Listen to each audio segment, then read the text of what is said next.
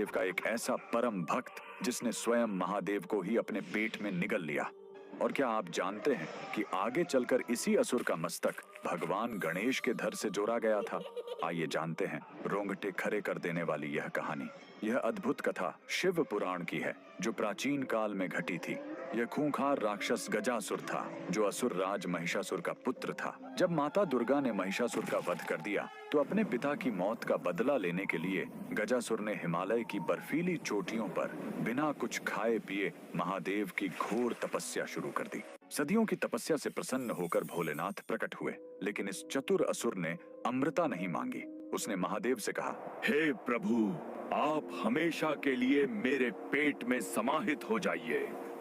महादेव तो ठहरे भोलेनाथ। उन्होंने तथास्तु कहा और उसके पेट के अंदर चले गए। महादेव के जाते ही पूरे संसार में अंधकार छा गया। माता पार्वती अत्यंत दुखी और व्याकुल रहने लगीं।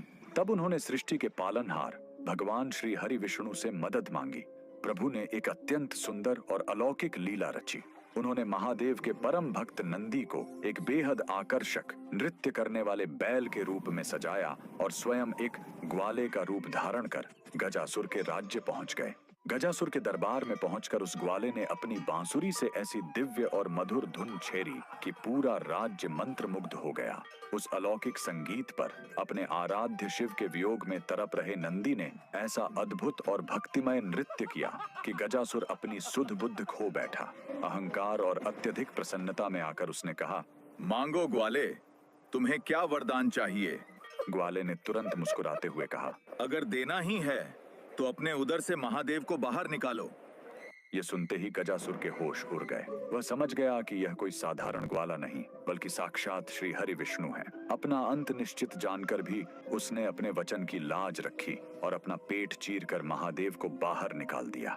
अपने प्राण त्यागते हुए गजासुर की इस अनन्य भक्ति और वचनबद्धता को देखकर महादेव अत्यंत प्रसन्न हुए। गजासुर ने मरते हुए कहा, प्रभु, आपके निवास से मेरा शरीर अत्यंत पवित्र हो गया है। कृपया मेरे शरीर के चर्म को वस्त्र के रूप में धारण कर लें और मेरे मस्तक को प्रथम पूज्य होने का वरदान दें।